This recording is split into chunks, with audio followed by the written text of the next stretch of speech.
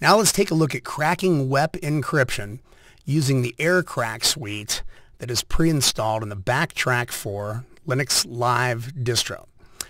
The Linux Live distros, CDs or DVDs, can be booted from the CD or the DVD, load the operating system, and run everything entirely from memory. The idea is that they won't leave any trace that they've been run on the underlying OS that you're booting the BackTrack disk to.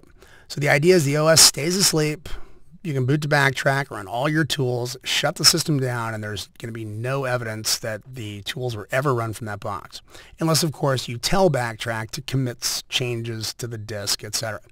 Now, these can be installed as bootable partitions as well. And using BackTrack, it's a pretty good idea to get that installed on a hard drive. You're going to find yourself putting tools on, making configurations. There is a persistent mode for live CDs, etc., that can be used as well.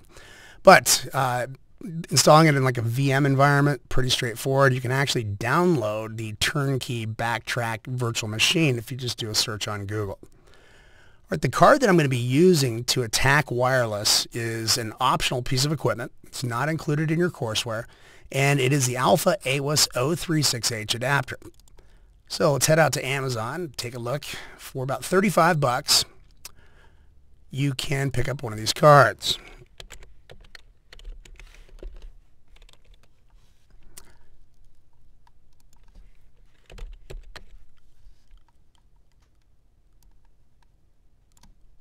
So again, it's the Alpha AWS 036H.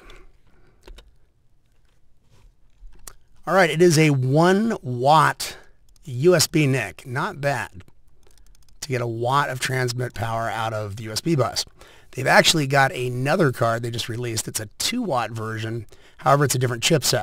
So I'm still actually fumbling around with that a little bit. I don't have injection working on the card. The forums say that people have it working in like older versions of BackTrack, oddly enough.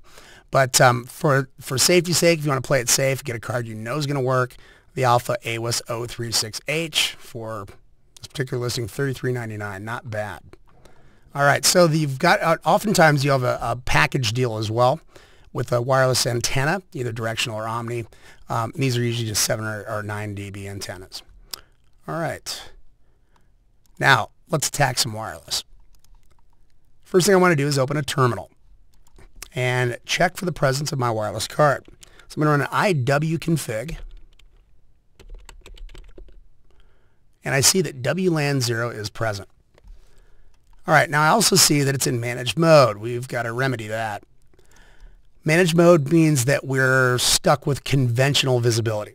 We can only monitor and capture traffic on a wireless LAN that we're connected to. And even then, it's going to be only packets destined for the local interface because we'll be sniffing, traditionally in a non-promiscuous mode. So you're really kind of stuck by default with the same constraints you see on a wired Ethernet network. The ability to see your own traffic, and that's about it. So we're going to put this guy in monitor mode, and that's the kicker. That is the component that separates the Windows environment from the Linux environment.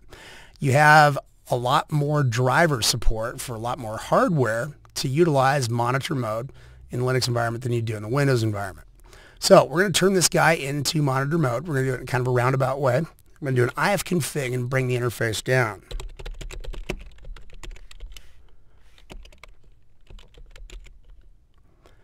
All right, the adapter's down. Now I also want to do a specific set, a couple switches for the Airmon NG suite, and that's the check kill. It's going to check for any potentially conflicting processes and kill those for me.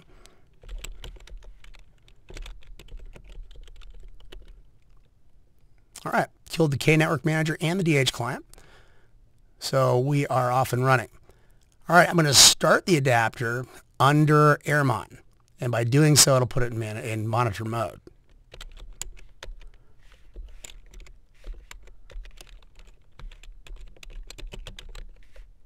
WLAN 0.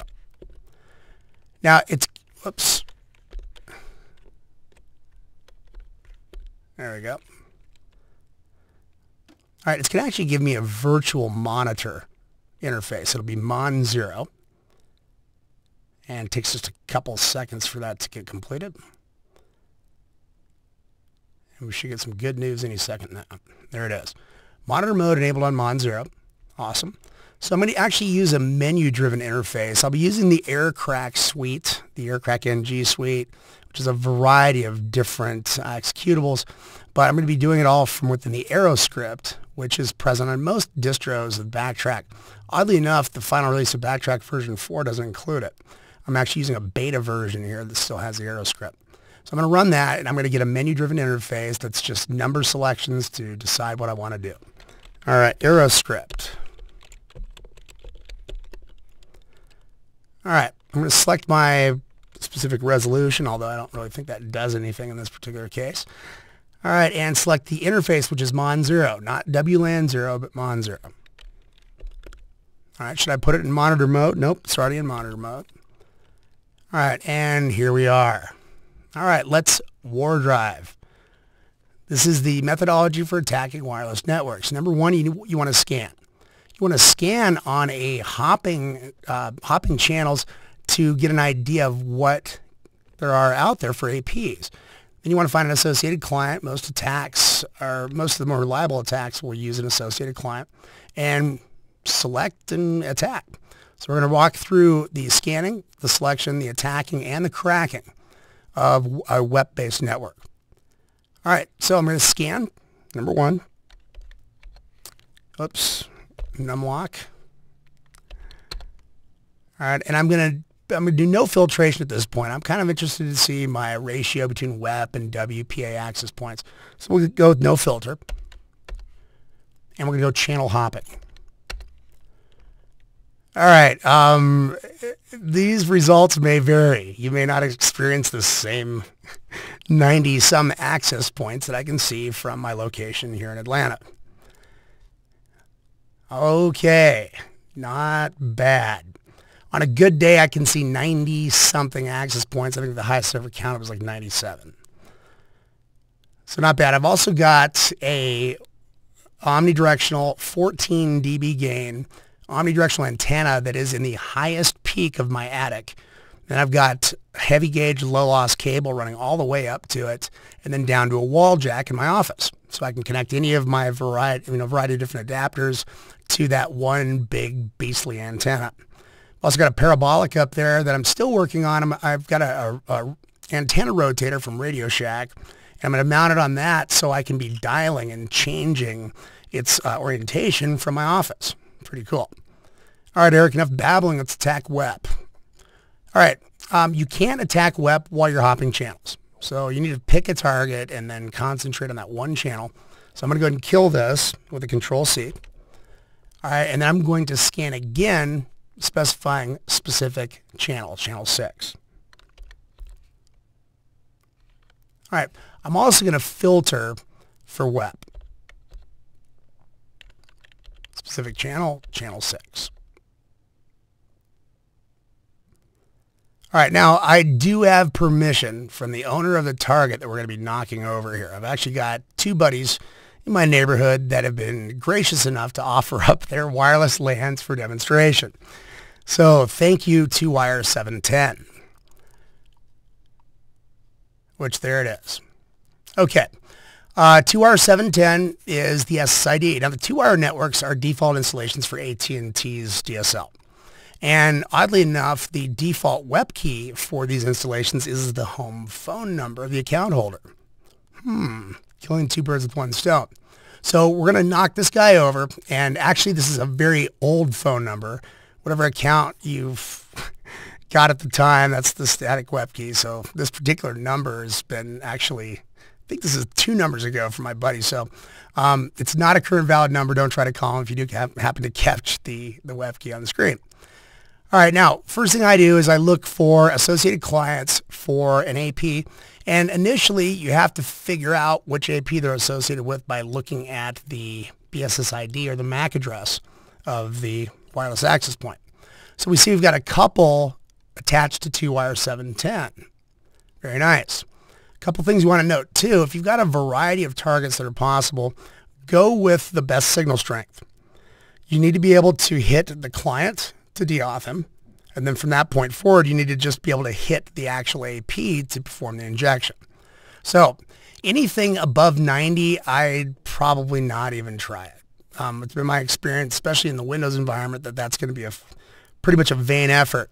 But anything below that, it's typically game on. So we've got a client here with 65, and then we've got 50 for the AP. So the planets are aligned for wireless attacking. We're going to take this guy down quick. All right, so I've got my target. I'm going to go ahead and break this operation again, and then I'm going to select it. All right, and there's T-wire 710 all the way down at the bottom, or near the bottom, option 7. All right, now do you want to select a client? Yes, I'm going to be using an associated client. I'm going to deauth him, and then I'm going to wait for him to reassociate, and in doing so, he should disclose the SSID and also ARP to the AP so I can capture the ARP packets. And since ARPs are just broadcasts, they're UDP packets, then we can just keep firing them back at the access point, and it will keep responding. This is going to drive up our collection of initialization vectors, and that's what we need to crack the key. All right, so I'm going to select the associated client, and we will select number 2. Sure, why not? All right, now we are teed up and ready to attack. So I'm going to attack with option 3, and we're going to do an ARP replay automatic attack. And there we go. I've got 3 panes. I've got Airmon. There's the station. And we should see down here pretty quickly an explosion of packets once we get an ARP request. Now, to kick that off, you sometimes just send a deauth, which I do by default. It's standard for me. So I'm going to do a deauth to kick the client off. And we'll see what happens. Now, it may take a couple minutes for this to catch. It may take a couple deauths to actually kill the client. And I've found that some clients will not be deauth. I've got a old Dell, it's that showstopper, if you guys remember the 20-inch Dell laptop. That thing will not get kicked off a network. You can deauth it all day long, and it will not even rattle it. It's pretty interesting. So I've got nothing so far. I'm going to deauth again. I'm going to deauth everybody.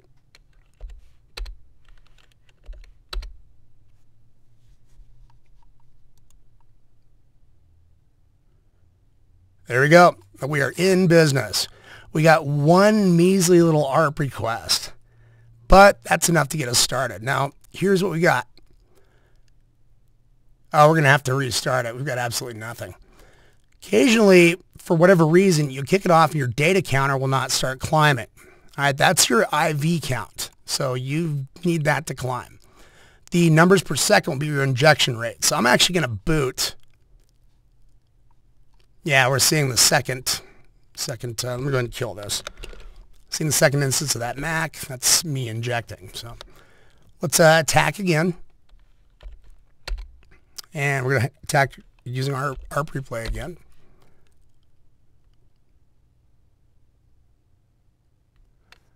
All right.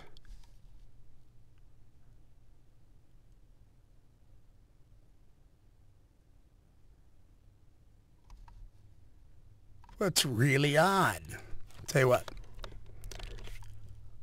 We're going to kick another client. Really haven't been able to figure out what the rhyme or reason is to that. The IVs just don't climb for whatever reason. So we're going to scan again. And this time we'll filter again. Specific channel 6 again. Shake the cobwebs out a little bit.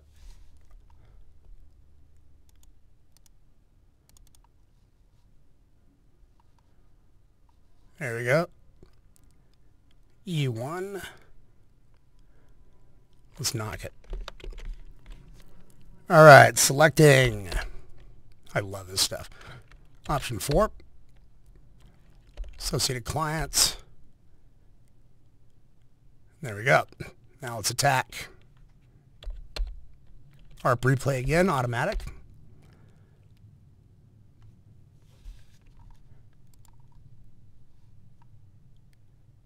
And we'll deauth them. Select clients. There we go.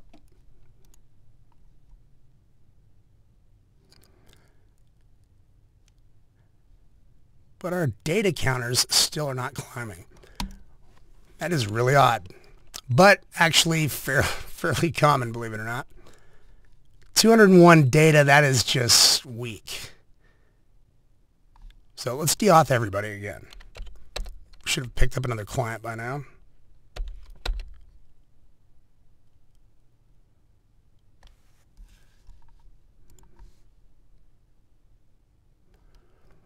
Okay, we're climbing. Slowly but surely we're climbing. Okay, our injection rate here that's just weak. 35 per second, 139 per second. That's going to take a little while. Kane, on the other hand, the Windows environment, will just rock the house. I've seen that inject 1,000 to 1,200 IVs per second. And oddly enough, where Windows usually falls short in the hardware category versus Linux, Windows just tears up the show on this one. So definitely not the norm, but Windows does seem to perform better on the injection. All right, we're going to be using the PTW attack, the actual implementation of the Coric attack and the original FMS attacks. But it takes at least 10,000 packets to crack the WEP key. So we're almost there. Let me correct that, 10,000 interesting IVs. We're almost there, but it takes 10,000 just to be possible. At 30,000, you have a 50-50 shot, and then it just gets better from there. So we're going to be actually trying to run the attack early on in the collection process because ErrorCrack will allow you to crack the key while you are injecting and collecting packets, which is pretty cool. So I'm going to go ahead and just say crack, option number 4. And we'll do the ErrorCrack PTW attack. And we're going to wait. You're kidding. Wow. That is amazing. That's a new record for me, and we just caught it on demo tape. That's great. 12,939 IVs. That is amazing. There's the key. So not bad. Not bad at all. 12,939. I am shocked. That's definitely a good day. Set a new record for the fewest IVs captured to get the actual WEP key. And even our injection rate was a little bit slow. So that is cracking WEP using BackTrack.